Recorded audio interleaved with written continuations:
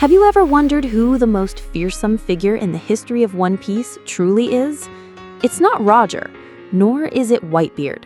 It's a man whose very name the world government tried to erase from history entirely, Rox D. Xebec. In the latest chapters of One Piece, Oda-sensei has officially revealed the appearance and true power of this legend. And believe me, what we've just witnessed will force you to completely rethink the power scaling within the world of One Piece. Welcome back to Amy Channel. I'm Amy, and today we are taking a deep dive into the analysis of Rox D. Xebec, the man who aimed to become the king of the world and the only person in history to have killed a Marine admiral in a direct confrontation. From taking down an admiral at the young age of 20 to assembling the most powerful pirate crew in history with names like Whitebeard, Big Mom, and Kaido, and most recently, Oda's confirmation that Marshall D. Teach is his son, it all points to a single conclusion. Rox D. Xebec wasn't just a powerful pirate, he was a force of nature, capable of challenging the entire world order. Today, we will analyze every facet of Rox's power, from his terrifying achievements in his youth to how he built the Rox Pirates Empire, and why his defeat at God Valley required the combined strength of both Roger and Garp. Most importantly, we'll explore the profound implications of Blackbeard being his son for the future of One Piece. Let's begin our journey to uncover the story of the King of the World. To understand just how terrifying Rox D. Xebec was, we must look back at what he accomplished when he was still incredibly young. According to the latest information from Chapter 1554, Rox made a name for himself with a feat that no one has since been able to replicate, killing a Marine admiral in a one-on-one fight. What's remarkable is that this event took place 56 years ago, when Rox was only about 20 years old and hadn't even formed the Rox Pirates yet.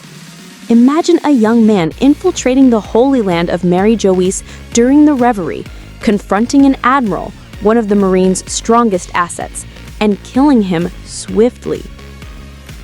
Why do I say swiftly? Because as we've seen from the battle between Akayu and Okiji, when two opponents of comparable strength clash, they can fight for 10 days and 10 nights without a clear victor.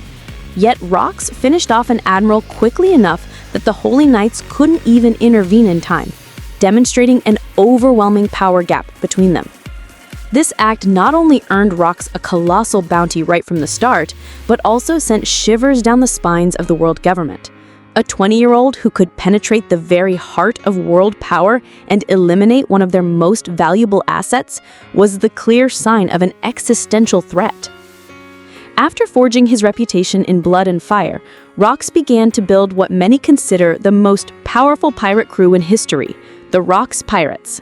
But what made this crew so special wasn't just its overall strength, but the sheer quality of its individual members.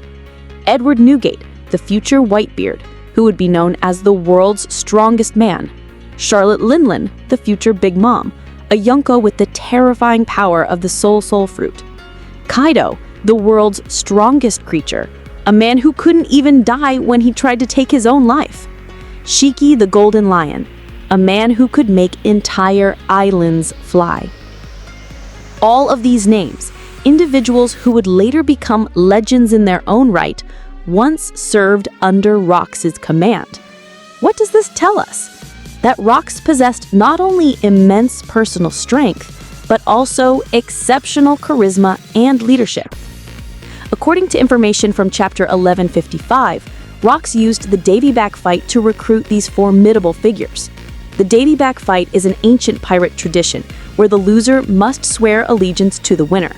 The fact that Rox could defeat monsters like Whitebeard and Kaido in these duels speaks volumes about his terrifying power during his prime. But perhaps most impressive is how he maintained unity within a crew brimming with powerful and fiercely independent personalities.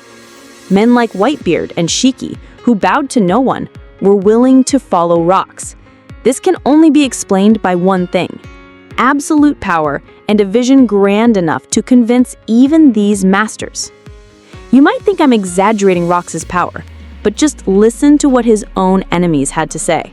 When Kaido and Big Mom formed an alliance in Wano, the first reaction from Fleet Admiral Akayu and Admiral Fujitori wasn't just concern about a typical Yonko alliance. It was, are the Rocks pirates making a comeback? That single line reveals a terrifying truth.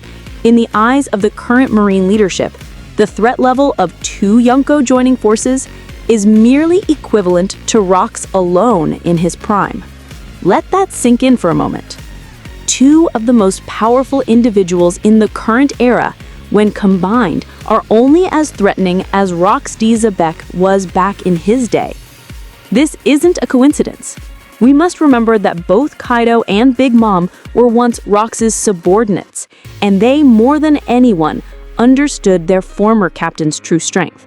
The fact that they never dared to challenge Rocks on their own, even after becoming Yonko, shows the profound and lasting impression he left on them. Furthermore, the very fact that the world government went to such lengths to erase Rocks from history is a testament to the threat he posed. They didn't do the same for Roger or Whitebeard, despite their immense power. Only Rocks inspired a fear so deep that they had to obliterate his entire legacy. The story of Rocks' defeat at God Valley is perhaps the clearest testament to his monstrous strength. As we know, it took the combined forces of Gold D. Roger and Monkey D. Garp, 2 of the strongest men of that era, to finally take him down. Think about that carefully. Roger, the man who would become the king of the pirates, who could fight on equal footing with Whitebeard and was considered one of the strongest of all time. Garp, the hero of the Marines, a man who refused promotions to admiral because of his overwhelming power and who could go toe-to-toe with Roger. These 2 titans had to join forces to face Rocks. This speaks not only to Rocks' individual power, but also to the desperate situation the world faced. When a single individual is so powerful that it takes 2 legends teaming up to defeat him, he has transcended the scope of an ordinary pirate and become a world-altering force.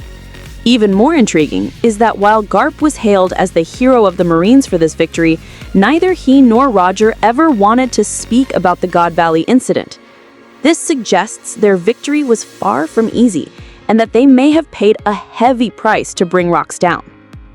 Finally, we cannot ignore the most crucial aspect of Rocks D. Xebec in the current storyline, the revelation that Marshal D. Teach is his son.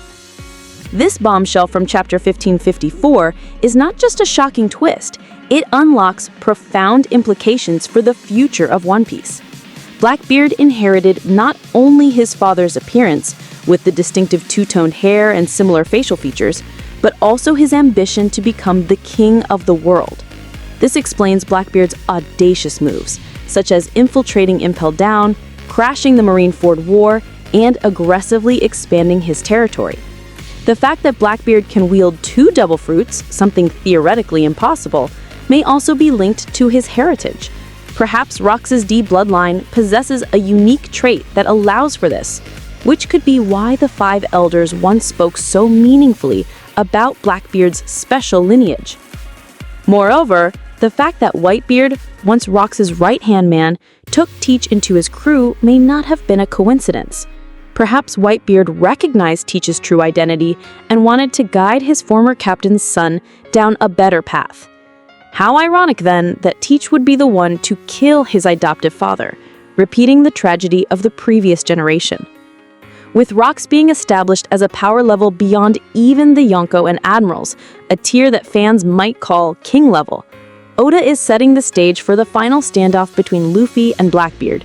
If Luffy is to surpass Blackbeard, he won't just be facing a typical Yonko, he'll be confronting the living legacy of the king of the world himself, Rocks D. Xebec. Through this analysis, we can confidently say that Rocks D. Xebec truly lived up to the title he coveted, the king of the world. From defeating an admiral at 20, to commanding monsters like Whitebeard and Kaido, and finally requiring the combined might of Roger and Garp to be stopped, it all points to one thing: Rocks was the pinnacle of power in the world of One Piece. And now, with Blackbeard confirmed as his son, Rox's legacy is alive and well in the new era. Can Luffy overcome the shadow of the King of the World? What are your thoughts on the true power of Rox D. Xebec?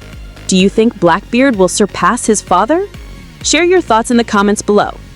Don't forget to like, share, and subscribe so you don't miss out on more deep dives into the world of One Piece. Thanks for watching Amy Channel, and I'll see you in the next video.